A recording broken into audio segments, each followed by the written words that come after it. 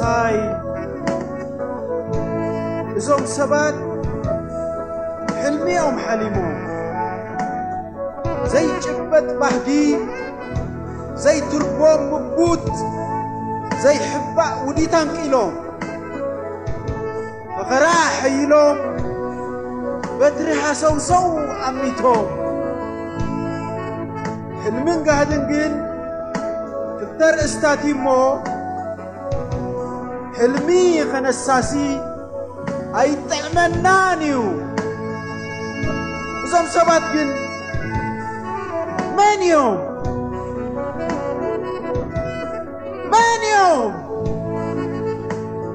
ዋርሳይ እዞም ሰባት መን እዮም ዋርሳይ ሰብ ሕልሚ መን እዮም ኣብ ድቃስ ሓሊሞም ኣብ ፀድፊ ዘሊሎም ዋርሳይ ኣቐሽፈን ኣለዉ ደልካዮ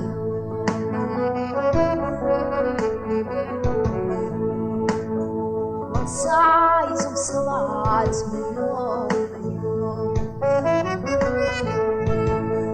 ዋርሳይ ሰብ ሕልሚ መን እዮም ኣብ ድቃስ ሓሊሞም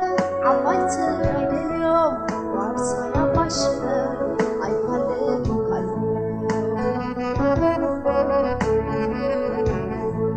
መን እዮም ከምዛ ጋሻ ዝወንቁሑ መን እዮም ክሳብ ሃገር ዝወንቁሑ መን እዮም ከምዛ ጋሻ ዝወንቁሑ መን እዮም ክሳብ ሃገር ዝወንቁሑ ዛንታ ክኾነካ ዋርሳኤለ ቃታ የጥረዩ ክሳብ ሽረ ሓቂ ክደግመልካ ውላድ ሰዋ ተመሃሮ እዮም ነይሮም ክሳብ ሽወ ንመልካ ቋንቋ ተዘሪቦም 30 ዓመታት ናሰጊዖም ንመልካ ቋንቋ ተዘሪቦም 30 ዓመታት ናሰጊዖም ደጀኖ መዲና መገተሮም ርድኦም ኔርና ብረቶም ዝናሮም ኣየጋዶ ሓያላ ተናይሎም ከምዛ ዘይንፈልጦ ንሻቶም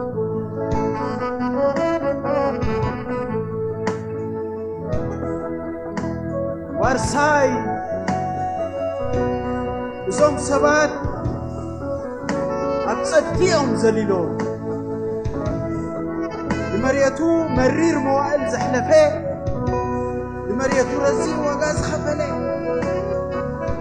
ፍቕሪ ሃገሩ ዝነድድ ህዝቢ ሞሳምበር ብድዐ ኣይጻምኡን እዩ ናበይ እዩ ግን ከመይ እዩ ዝጽላለ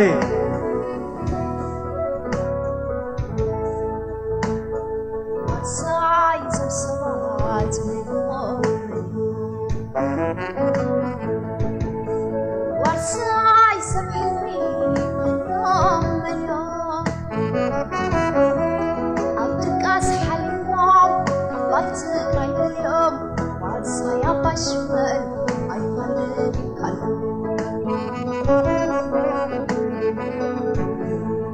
ናበዮም ዝጥለለ ዘናትካ ዓይናትካ እናተባህለ ናበዮም ዝጥለለ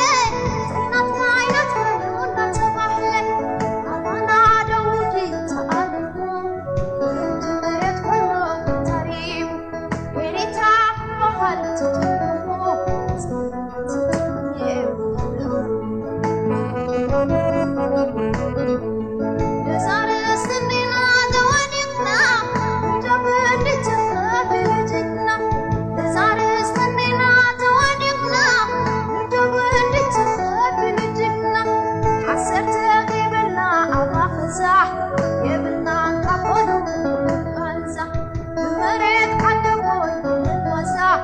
ዋርሳይ ራዛናየ ዋርሳይ ራዛናየ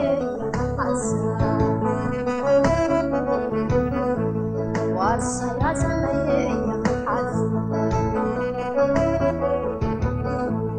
ዋርሳይ ራዛናየ